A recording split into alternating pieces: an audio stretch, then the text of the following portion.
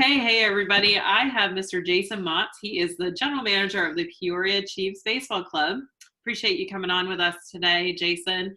Do us a favor and introduce yourself. Tell us a little bit about your background, because it's pretty diverse. I was checking you out on LinkedIn earlier, where you started and how long you've been in the industry, and anything fun and exciting about yourself. Well, I graduated in 2002 from Southeast Missouri State. So I always have to remember when I graduated to figure out how many years I've been in the industry. So 18 years.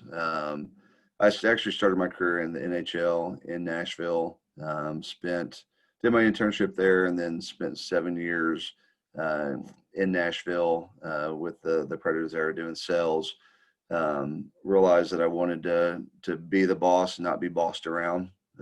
So I made a very brief stint. A lot of people really have to look to find it in women's professional soccer. It was about 3 months in St. Louis, and then realized that I didn't feel comfortable in that sport or that it was going to last long.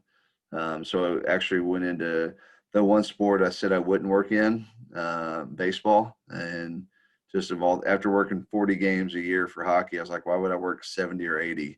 And went over to Memphis, Tennessee to oversee the sales department there, spent 5 years there, and then moved to Peoria, Illinois. Here in a couple of weeks, it'll actually be 6 years because I moved up here on September 30th. uh, 6 years ago, and had the opportunity to come here as VP. I've worked my way up, became GM 4 years ago now, and then after what I'm trying to think, what year is this? 2.5 years ago, the president retired, and then basically said, the keys are yours. You're running the organization now. So I guess that was my 40th birthday present. He was at my surprise 40th birthday party about 72 hours prior to him announcing his retirement. And I'm like, thanks for the heads up. He literally gave me like an hour and 15 minutes. He told me at 3:45, and he retired at 5 o'clock that night. So Wow. it was, been overseeing the Chiefs here for 3 years, at the top, and we've had a lot of success here. Something that we're always striving to get better at. But, I think a couple interesting notes, I guess, about me. One, I was actually part of the torch relay for the '96 Olympics that went across. I ran through Cape Girardeau, Missouri, where I'm from. My high school track coach nominated me, and I got to be a part of that my senior year of high school. And then the other one, I guess there's two other things. I've actually turned an unassisted triple play when I was 8 in Pee Wee baseball. Actually earned about $35 from dads because they thought it was cool. They'd never seen one. So I was like, oh man, that's all I got to do to make money is turn triple plays. Okay. And then I think from a sports fan perspective, grew up a Cardinal fan, and actually have been, was there both when they won the '06 and the '11 World Series at Busch. I was at both of those. And the fact to see two, I was just hoping for one. So to see two was pretty cool. No, yeah, that's that's pretty awesome. And it's funny how usually the things that we say we're not going to do, we end up doing, Yep. because they end up being the easy fit. Yeah. There's a way that people that work in hockey and baseball are wired, which is why we can work in both, Right. because you just put your head down and just grind, and you just Right. do, and that's the best thing that we can do. Before recording, you and I talked a little bit about what it felt like when we lost our seasons and how we were all robbed. And it was one of the most difficult things that any of us in our career, especially how much we love it, had to go through. As you start thinking about and hitting toward the end of this month, because we all know at the end of September is when hopefully we'll find out a little bit more, of what's happening with baseball. What are your vision? What is your vision on building the perfect team? What are some of the characteristics you're hoping to find? And culturally, what are you hoping to rebuild?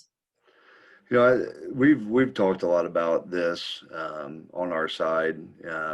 We're in the process of doing some interviewing currently, looking at bringing maybe a couple people on here in the next month to 6 weeks, potentially. But I think as we head to 21, I think really in the minor league aspect of things, I think people that have singular focused jobs is going to be very rare.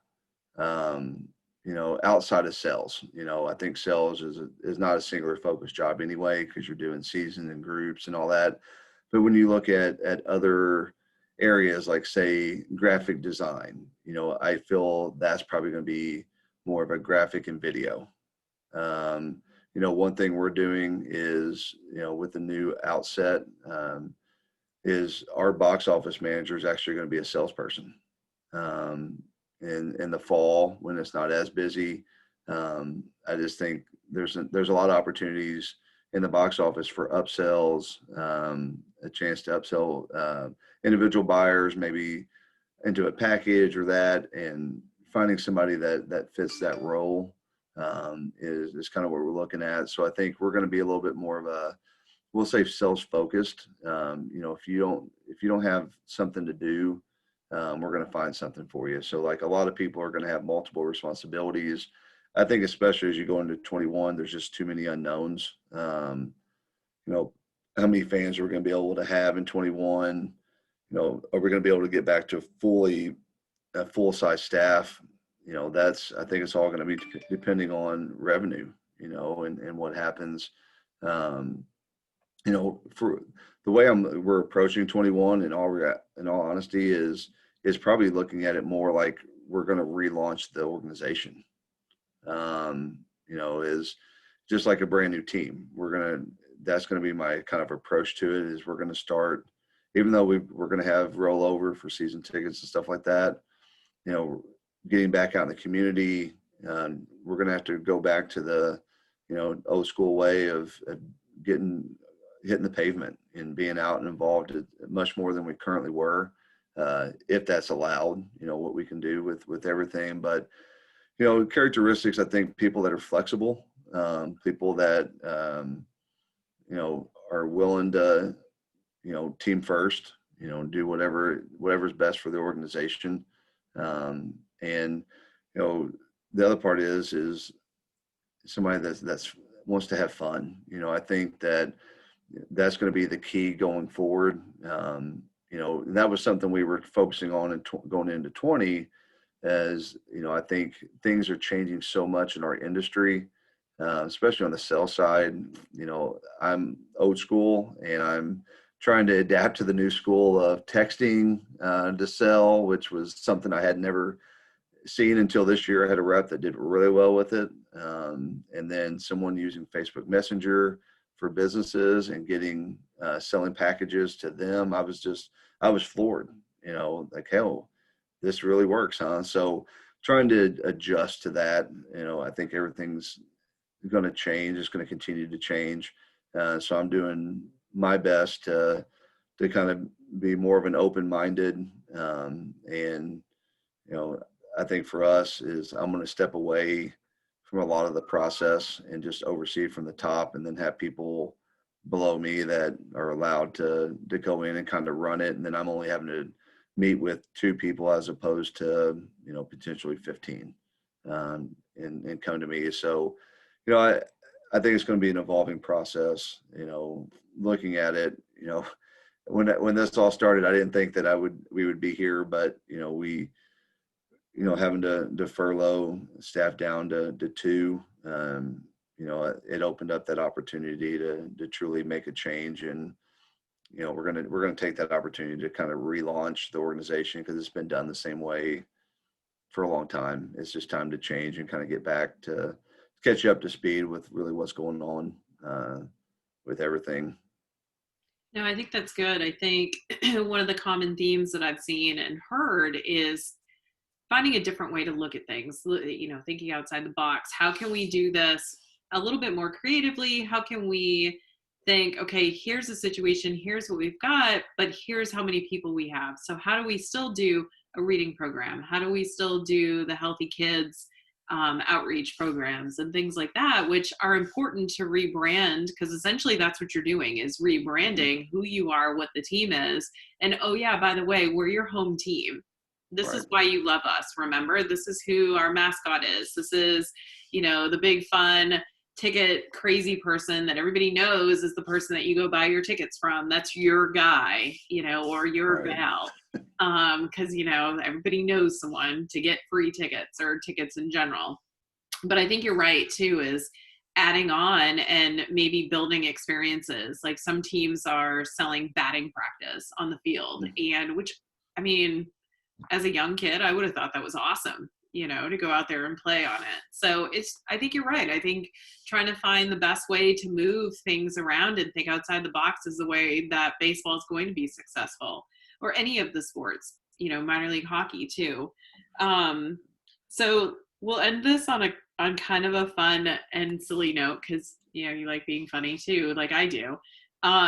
What's something that you've done during COVID that you never would have done? Ooh. Um, I shouldn't say it's, I jokingly say, clean the ballpark, but, that when there's only two people, I really have, I've done a lot of painting in the ballpark. But the one thing that that I told somebody, asked me what was one thing I'd done during COVID that would be off the wall that people would be like, huh, is I've got a water jug full of coins, and it's pretty full. I was so bored one weekend that I just poured it out, separated it out, and called and counted it all. Just I was curious how much I had in there. Um, just in case you might need it. You never know in 2020. So, but I think a lot of it. The one thing that that I've done is try to understand, really from an operational standpoint, how the building operates. So like with my operations guy, Patrick, trying to understand and ask a lot of questions. I always tell him every day, I was like, this is probably gonna be a really stupid question, but I'm gonna ask it anyway. Mm-hmm. How does this work, or why would we need to do this? And just to completely understand it, because I can tell you, I always tell people my dad's probably embarrassed by me because I can't change my oil. I feel like that's me helping out the economy by going to get my oil changed. So, but I'm just not a hand person, handsy person, creative. That's just not me. So trying to really learn some things that maybe I've never done before, on that side, making sure that I truly understand the little ins and outs of a lot of things we do here, because you just never know. I mean, I think one thing that I've taken for granted is, yeah, you've got an operations person, or you got a person that does this or what have you. What happens if they get sick, Mm-hmm. or they go on, like my operations guy is about to get married in a few weeks, and then he's going to go on a honeymoon, and what's going to happen if it's just me and something happens? I better figure out how to how to Yeah. do stuff, or he might come back to a really bad situation that he's not going to enjoy.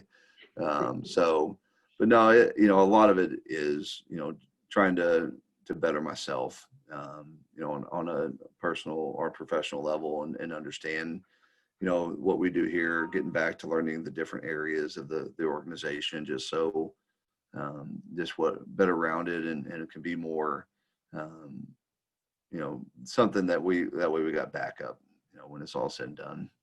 I think that's great. I think the more you educate, that's something nobody can ever take away from you either. Um, and for those of you that haven't had the pleasure of meeting Jason yet, he will be, I will go ahead and add his contact information to the blog. Feel free to reach out on LinkedIn. It's been great to have time with you today. I appreciate all the information that you have, your positive outlook on so many different things, and 2 more weeks and we'll figure out what's happening. Yeah, I mean, I on that, I don't expect that that the deal will be done by the 30th. Well, I think they'll be close. I think they'll have a pretty good idea. We're going to have a little bit of an update, I think, on Friday, kind of what's going on potentially out there with the negotiations. Um, you know, I'm not going to expect a whole lot of, to me, I think it's best for us all just to sit back and let it happen. When it happens, it happens. I think that there's some deadlines in October they've got to have it done by I think there's something with player visa or something I read recently that there was a deadline for that. But, I hate it. I'm ready for it to be over.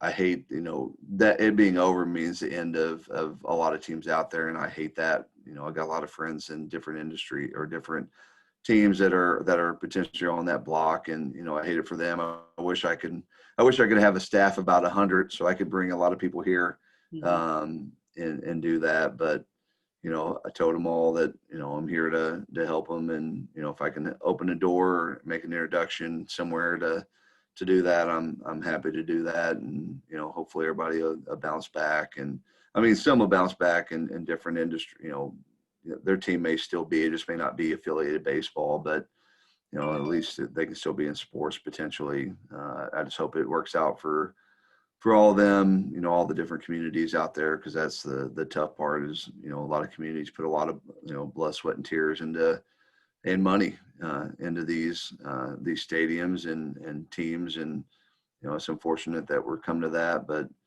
at the end of the day, I think everything's changing and we just got to be prepared to do that and change with it. Yeah, no, I agree. Adaptability. And what was it everyone was using in the beginning of COVID? Pivot. Yeah. Yeah. Pivot and resilience. Right. That is very true. So I appreciate it. Thank you so much, Scott. Or not Scott, Jason. I'm sorry. I'll edit Oh, that you're good. part out.